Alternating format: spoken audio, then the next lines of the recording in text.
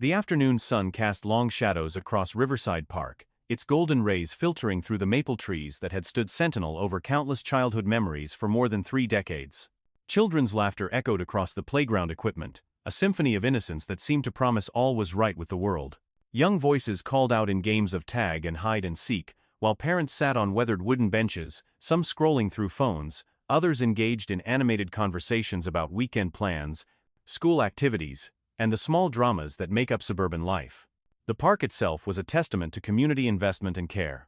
Freshly painted playground equipment gleamed in primary colors, the rubberized ground surface cushioning small feet as they ran between swings and slides. Mature oak and maple trees provided natural shade, their branches home to squirrels that had grown bold enough to approach families hoping for shared snacks.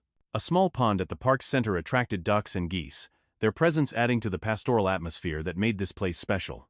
Among the scattered families sat Sarah Johnson, a 34-year-old woman whose modest jeans and simple navy sweater suggested nothing more than another working mother enjoying a precious afternoon with her 7-year-old daughter, Maya.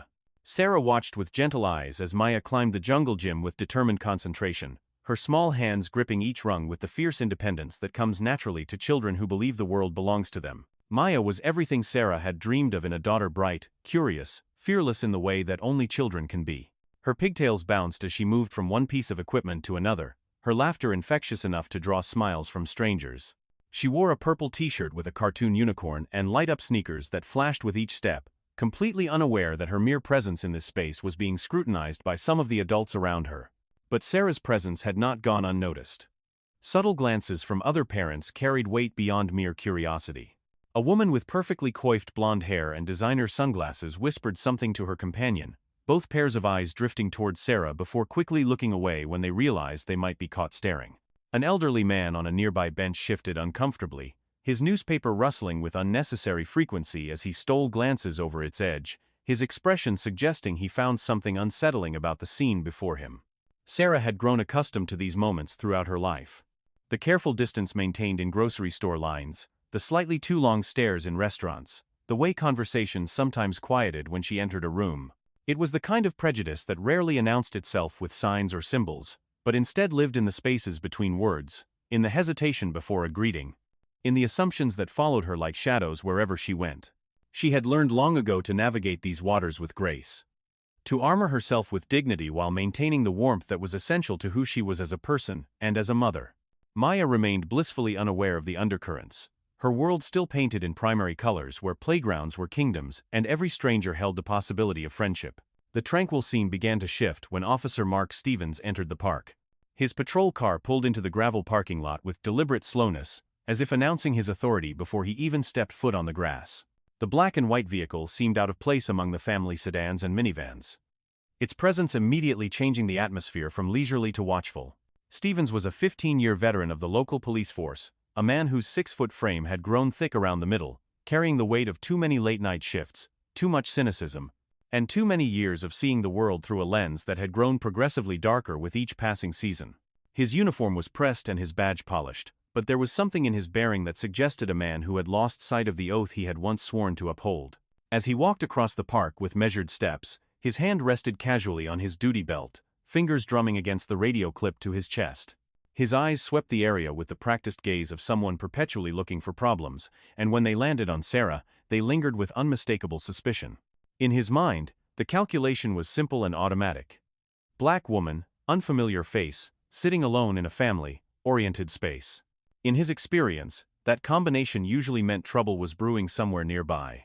Stevens had built a reputation in the community over his decade and a half of service, though opinions varied drastically depending on whom you asked and where they lived. Some residents, particularly in the wealthier neighborhoods, saw him as a dedicated officer keeping their streets safe and their property values intact. They praised his vigilance and his willingness to investigate anything that seemed out of place or potentially threatening to their carefully maintained sense of security. Others, particularly those who lived in different parts of town, or who looked different than the majority population, whispered about his tendency to be more aggressive in certain situations, about traffic stops that seemed to last longer when the driver had darker skin, about the way he seemed to patrol some neighborhoods with a heavier hand than others. There had been complaints over the years, filed with internal affairs and civilian oversight boards, but they had a way of disappearing into bureaucratic files or being dismissed as misunderstandings. Today, something about the scene before him triggered every instinct Stevens had developed over his years of law enforcement. A black woman sitting alone, watching children play in his experience, that meant trouble was brewing. He had convinced himself over the years that his suspicions were based on statistics and experience, not prejudice. He would have argued vehemently that he treated everyone equally, that he was simply good at spotting potential problems before they escalated into real issues. But the truth was far more complicated, buried beneath layers of assumption and bias that he refused to acknowledge even to himself. His worldview had been shaped by years of seeing the worst in humanity, combined with cultural prejudices he had absorbed without conscious examination. In his mind, certain types of people belonged in certain types of places, and when those boundaries were crossed, it was his job to investigate. Sarah noticed his approach immediately, her trained eyes cataloging every detail of his movement and demeanor. Her FBI training had taught her to assess threats quickly and thoroughly, to read body language and intention with the precision of someone whose life might depend on such skills in other circumstances. She saw the way Stevens carried himself, the deliberate nature of his stride, the way his jaw was set in a hard line of determination that suggested he had already decided she was a problem that needed solving. Maya called out from the top of the highest slide, waving enthusiastically at her mother with the pure joy that comes from conquering a challenge. "Mommy, look how high I am," she shouted, her voice carrying across the playground with innocent pride. Sarah waved back, her smile genuine and warm despite the tension she felt building in her chest, though her peripheral vision remained fixed on the approaching officer. She knew this dance well, had seen it performed countless times in countless ways throughout her career and her life. The question was how far Stevens would be willing to take it, and how much of his true nature he would reveal in the process. Stevens stopped approximately 10 feet away from Sarah's bench, close enough to establish dominance, but far enough to maintain what he considered a safe distance should the situation escalate. His posture was rigid, authoritative, designed to communicate that he was in charge of this interaction from its very beginning. His voice, when it came, carried the tone of authority mixed with barely concealed disdain. "Afternoon," he said, the single word managing to sound both perfunctory and accusatory, as if her mere presence required some kind of justification. Sarah looked up at him with calm eyes that revealed nothing of her true profession or her growing interest in his behavior. "Good afternoon, officer," she replied, her voice steady and professional, giving nothing away while maintaining the respectful tone that most citizens used when addressed by law enforcement. "You live around here?" Stevens asked, his hand now resting more deliberately on his belt, the gesture both casual and threatening. The question was phrased as casual inquiry, but both parties understood it as something else entirely, a challenge to her right to be present in this space. "I'm just here with my daughter," Sarah replied, nodding toward Maya, who had moved on to the monkey bars with single-minded determination, her small hands gripping each bar, as she worked her way across the challenging obstacle. Stevens followed her gaze but seemed unimpressed by the explanation. In his worldview, the presence of a child didn't automatically legitimize a parent's presence, particularly when that parent didn't fit his mental image of who belonged in this particular neighborhood. "Yeah, well, we've had some complaints about loitering in this area recently. People who don't belong hanging around where families are trying to enjoy themselves peacefully." The words hung in the air like smoke, their meaning clear to everyone within earshot despite their careful phrasing. A jogger in expensive running gear slowed his pace as he passed, pretending to adjust his shoelaces while clearly listening to every word of the exchange. Two mothers on a nearby bench exchanged meaningful glances, their animated conversation about school fundraisers dying mid-sentence as they sensed the tension building in the confrontation. Sarah felt the familiar fire begin to burn in her chest, the righteous anger that came from being treated as a second-class citizen despite having dedicated her life to serving her country and protecting its ideals. But her expression remained neutral, betraying none of the emotions churning beneath the surface. This was exactly the kind of behavior she had been sent to document, and Stevens was performing his role perfectly. "I'm just watching my daughter play, officer." "Same as any other parent here," she said, her voice remaining calm, despite the provocation. Around them, the normal sounds of the park seemed muted, as if the confrontation was creating its own bubble of tension that other families instinctively avoided. "Right," Stevens said, drawing the word out skeptically, his tone suggesting he found her explanation inadequate or suspicious. "You got identification? Some kind of proof that you have legitimate business being here?" It was an absurd request, and they both knew it. Public parks didn't require membership cards or proof of residency. Children didn't need to pass background checks to use playground equipment. But it was also a test Stevens wanted to see how she would react, whether she would become defensive or compliant, angry or intimidated. In his experience, Guilty people became angry when questioned, while innocent people usually cooperated willingly. Sarah reached slowly into her purse, her movements deliberate and visible to avoid any misunderstanding about her intentions. She produced her driver's license and handed it to Stevens, who examined it with exaggerated thoroughness, as if searching for evidence of forgery or some other deception. He held it up to the light, checking the security features, taking far longer than necessary to verify information that should have taken seconds to confirm. Maya had finished with the monkey bars, and was now approaching the bench where her mother sat, her natural instincts picking up on the tension that had settled over their afternoon like a dark cloud. She sensed something was wrong in the way that children do, reading the emotional undertones that adults often tried to hide from them. "Mommy?" she said softly, looking between Sarah and the imposing figure of Officer Stevens with growing concern. Her bright smile had faded into uncertainty, and she moved closer to her mother's side as if seeking protection from something she couldn't quite understand. "It's okay, baby," Sarah said, her voice gentle but firm. "Go play on the swings for a few minutes." But Maya hesitated, her protective instincts toward her mother warring with her natural obedience. She had never seen her mother in a situation like this, had never witnessed an adult treating her with such obvious hostility and suspicion. Stevens noticed the child's reluctance and seemed to interpret it as further evidence of suspicious behavior. "Your kid seems nervous," he observed, his voice carrying just enough volume to ensure that other park visitors could hear his words.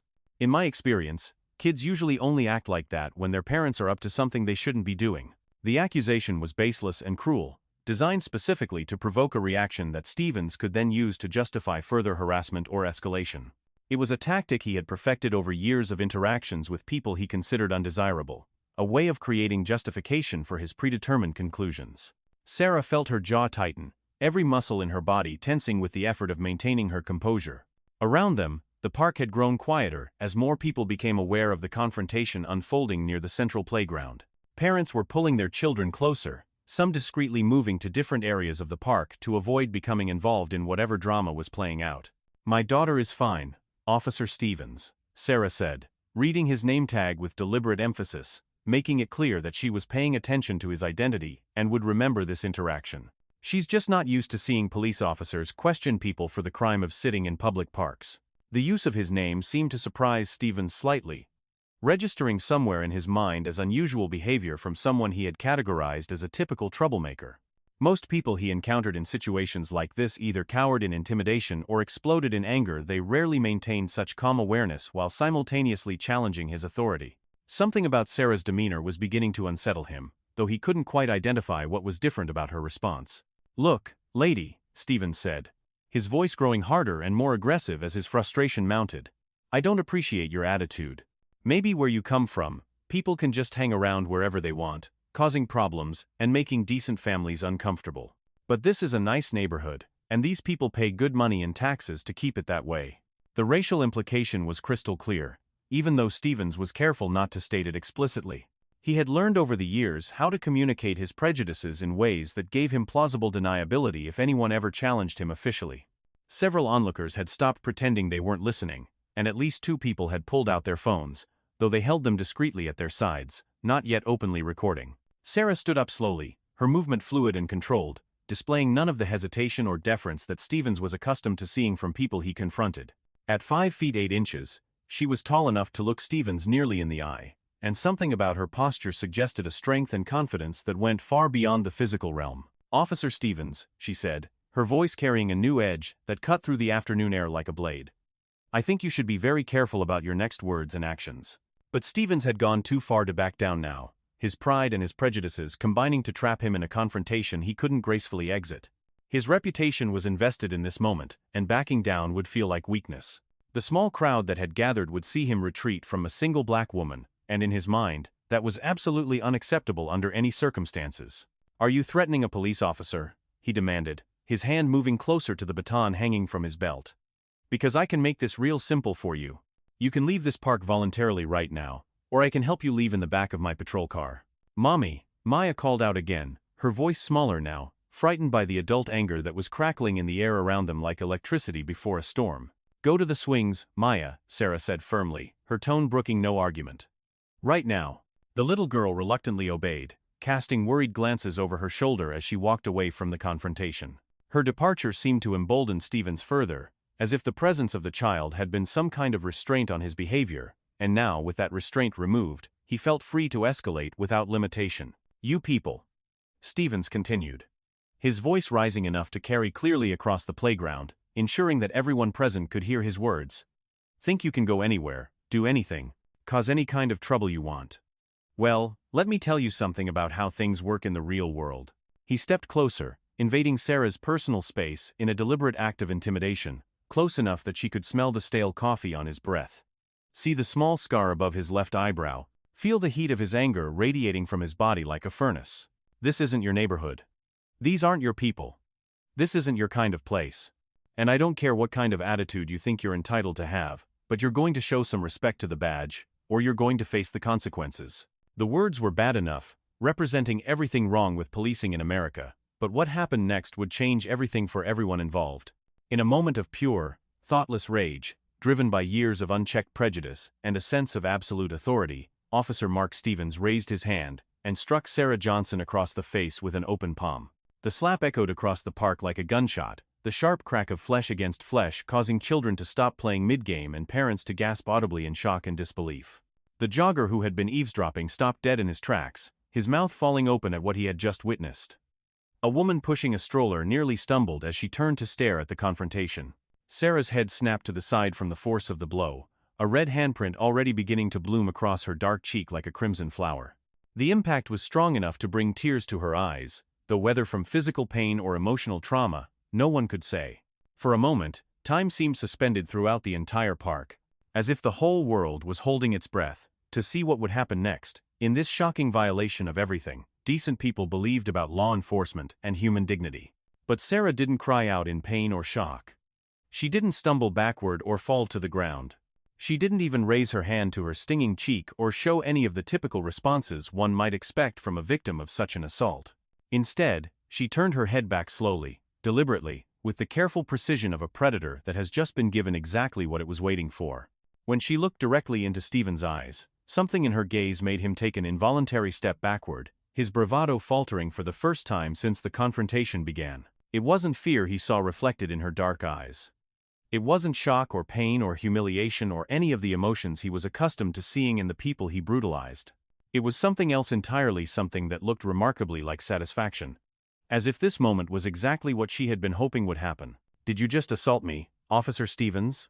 Sarah asked, her voice carrying across the now silent park with crystal clarity, each word pronounced with perfect diction, so that every witness would understand exactly what had occurred. Stevens realized what he had done, the full magnitude of his mistake beginning to dawn on him like a slow-moving tsunami. He had struck a civilian in front of dozens of witnesses, many of whom were now openly filming with their phones held high above their heads. His career was effectively over unless he could somehow control this situation, spin the narrative, or intimidate enough people into silence. "You were being hostile and aggressive," he said, but his voice lacked the conviction it had carried just moments before. "I felt threatened by your behavior. You made aggressive movements toward me." "I was sitting on a bench," Sarah interrupted calmly, her voice never rising above a conversational tone despite the enormity of what had just occurred. "Watching my daughter play. In a public park that every citizen has a right to enjoy. And you struck me in the face because I wouldn't accept your harassment and racial profiling." The crowd had grown larger now, drawn by the commotion and the shocking nature of what they had witnessed. Voices began to murmur throughout the gathering, some calling loudly for Stevens to be arrested immediately, others expressing disbelief that such a thing could happen in broad daylight in their peaceful community. The atmosphere was electric with tension and outrage. Stevens looked around wildly, seeing the phones pointed in his direction like accusing fingers, recognizing the faces of people he had sworn to serve and protect, now looking at him with disgust, condemnation, and complete loss of respect. He had to regain control of the narrative somehow, had to find a way to make this Sarah's fault rather than his own. "Everyone back up right now," he shouted, his hand moving to his radio with desperate urgency. "This is official police business. Anyone who interferes with this investigation will be arrested for obstruction of justice." But the crowd didn't move. If anything, they seemed to press closer, as if sensing that strength came in numbers and that their witness was the only thing standing between this woman and further abuse. An elderly black man who had been walking his small terrier stepped forward, his voice carrying the weight of decades of experience with exactly this kind of behavior. "Son," he said to Stevens, his tone disappointed rather than angry. "I've lived in this neighborhood for 43 years. I've seen a lot of things in my time, both good and bad, but I have never in my life seen anything like what you just did. You ought to be deeply ashamed of yourself, and that uniform you're wearing. Mind your own business, old man, Stevens snapped, but sweat was beginning to bead on his forehead despite the mild afternoon temperature. Nothing about this situation was going according to any script he was familiar with following. Usually, when he asserted his authority, people backed down. Usually, crowds dispersed when he told them to leave. Usually, his badge was enough to make people question their own eyes. Sarah remained motionless throughout the exchange, watching Stevens with that same unsettling calm that had unnerved him from the beginning of their interaction. Maya had abandoned the swings and was standing at the edge of the playground equipment, tears streaming down her small face as she witnessed her mother's public humiliation, too young to fully understand what was happening but old enough to know it was wrong. "Mommy, are you okay?" the little girl called out, her voice breaking with emotion. "I'm perfectly fine, sweetheart," Sarah replied, never taking her eyes off Stevens, her voice carrying a strange note of anticipation. "Everything is going to be just fine. Better than fine, actually." But Stevens was spiraling now, trapped between his wounded pride and his mounting panic. He had committed an inexcusable act in front of witnesses, and every second that passed made his situation exponentially worse. The phones were still recording, and he knew that footage would be shared widely within hours, dissected and analyzed, used as evidence against him in both criminal and civil proceedings. "This isn't over," he said to Sarah, his voice low and threatening as he leaned closer to her face. "You think you can make me look bad in front of all these people, but I know how to handle troublemakers like you. I know where you live now. I know your face. This is far from finished." It was then that Sarah smiled for the first time since the confrontation began, not with warmth or humor, but with the cold satisfaction of a chess player who had just maneuvered their opponent into checkmate. The expression transformed her entire face, revealing a confidence and authority that had been carefully hidden beneath her assumed role as an ordinary citizen. "Officer Stevens," she said, reaching slowly into her purse once again, her movements deliberate and visible to all the cameras now pointed in their direction like a forest of electronic witnesses. From her purse, she withdrew a leather credential case, flipping it open with practiced precision to reveal a gold badge and official identification that gleamed in the afternoon sunlight like a beacon of federal authority. "Special Agent Sarah Johnson, Federal Bureau of Investigation," she announced, her voice carrying clearly across the silent park with unmistakable authority. "And you have just committed aggravated assault on a federal law enforcement officer." The effect was immediate and electric, like lightning striking in the middle of a clear day. The crowd gasped collectively, some people actually dropping their phones in shock at the dramatic revelation. Stevens' face went from red with anger to white with absolute terror in a matter of seconds. His mouth opened and closed soundlessly, like a fish suddenly pulled from water and left gasping on dry land. "That's impossible," he stammered, his voice barely above a whisper. "You're lying. This has to be some kind of elaborate trick or setup." But Sarah's credentials were genuine, her badge real, her authority absolutely legitimate and beyond question. She had been specifically assigned to investigate complaints about Stevens' conduct, reports of racial profiling, and excessive force that had been filtering up through various channels for months before finally reaching the attention of federal civil rights investigators. "I've been watching you very carefully, Officer Stevens," she continued, her voice now carrying the unmistakable tone of federal authority that could not be questioned or dismissed. "For 6 weeks, I've been systematically documenting your interactions with citizens, particularly citizens who look like me. Today was supposed to be my final day of observation before filing my comprehensive report with the Department of Justice." Stevens shook his head frantically, still unable to process the complete reversal of everything he thought he understood about this situation. "This is entrapment," he said desperately. "This is illegal. You can't do this to a police officer." "Actually, I can do exactly this," Sarah replied with devastating calm. "And I have done it. Every word you've spoken, every action you've taken, every display of bias and abuse of power has been witnessed by dozens of people and recorded by multiple devices. Your assault on a federal officer is simply the final piece of evidence in what has been a very comprehensive and thoroughly documented investigation." From various positions around the park, 3 other people began to move toward the confrontation with purpose and coordination. They had been positioned as backup observers throughout the investigation, federal agents posing as ordinary park visitors to ensure Sarah's safety and to provide additional witness testimony if needed. Their sudden convergence confirmed what Stevens was beginning to understand. This had been a carefully coordinated federal operation from the very beginning. Agent David Rodriguez emerged from behind a maintenance shed where he had been pretending to check equipment while actually watching the entire encounter unfold. Agent Lisa Chang approached from the direction of the parking lot, where she had been sitting in what appeared to be a civilian vehicle but was actually an unmarked federal surveillance post.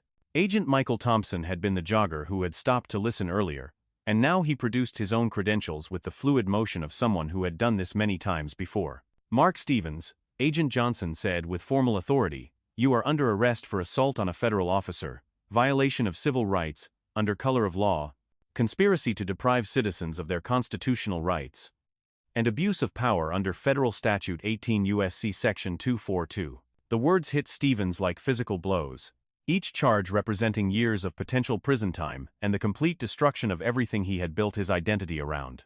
He looked around desperately, as if searching for an escape route or hoping to wake up from what had to be the worst nightmare of his professional life. But the badges were real, the agents were real, and his career in law enforcement was not just over, it was about to become evidence in a federal criminal trial. "You people set me up," he said weakly, his voice cracking with the strain of realization.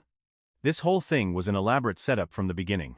"No, Officer Stevens," Agent Johnson replied with perfect composure. "We gave you every opportunity to do the right thing.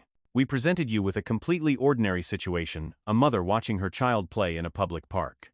You chose to escalate at every single turn. You chose to use racially charged language. You chose to make threats. And ultimately, you chose to commit assault. Those were your decisions, not ours." Agent Rodriguez approached with handcuffs, reading Stevens his Miranda rights in a clear, professional voice that carried across the park. The irony was not lost on anyone present, a police officer being arrested by federal agents in the same park where he had just moments before been abusing his authority and assaulting an innocent citizen. Stevens' hands were cuffed behind his back with efficient precision, the click of the metal restraints loud in the suddenly quiet afternoon air, punctuating the end of his law enforcement career and the beginning of what would likely be a very different and much more constrained life. The Federal Bureau of Investigation will be conducting a comprehensive review of Officer Stevens' entire record, Agent Johnson announced to the crowd, her voice carrying the weight of official policy. "Anyone who has experienced similar treatment from him or any other officer in this department is strongly encouraged to contact our Civil Rights Division immediately." The crowd began to stir with renewed energy and hope. People who had been silent witnesses to injustice for years suddenly saw an opportunity for their voices to be heard, their experiences to be validated, their complaints to be taken seriously by someone with the power to actually do something about systemic problems. The elderly man who had spoken up earlier approached Agent Johnson with tears streaming down his weathered cheeks. "Thank you," he said simply, his voice thick with emotion. "Thank you for finally making someone like him pay for what they've been doing to our community for years." Maya ran to her mother, wrapping her small arms around Sarah's legs and looking up with wide, confused eyes that were still wet with tears. "Mommy, are you really a police officer too?" she asked in a small voice. "Something like that, baby," Sarah said, lifting her daughter into her arms and holding her close. "Mommy helps make sure that all police officers remember to do their jobs the right way, treating everyone with respect and kindness." As Stevens was led away to a waiting federal vehicle, the crowd began to disperse slowly, but many lingered to approach Agent Johnson. Parents wanted to shake her hand, to thank her for standing up to the abuse of power they had witnessed too many times before. Teenagers took photos with her, inspired by seeing authority challenged successfully, and justice actually served in real time. An impromptu celebration began to form as word spread rapidly through the community about what had happened. Local news crews arrived within an hour, drawn by reports circulating on social media of a police officer's dramatic arrest and the extraordinary circumstances surrounding it. Agent Johnson gave a carefully prepared statement to the press, emphasizing that the FBI takes civil rights violations extremely seriously and that no one, regardless of their position or authority, is above the law. She spoke eloquently about the importance of community trust in law enforcement and the sacred responsibility that comes with wearing any kind of badge. Officer Mark Stevens was formally charged with multiple federal offenses, including assault on a federal officer, deprivation of rights under color of law, and conspiracy to violate the civil rights of citizens. His arrest became a catalyst for a much broader federal investigation into policing practices in the entire region, leading to significant policy changes, additional oversight mechanisms, and a comprehensive retraining program for the entire department. The playground at Riverside Park returned to its normal rhythm in the days and weeks that followed, but something fundamental had changed in the community's relationship with law enforcement.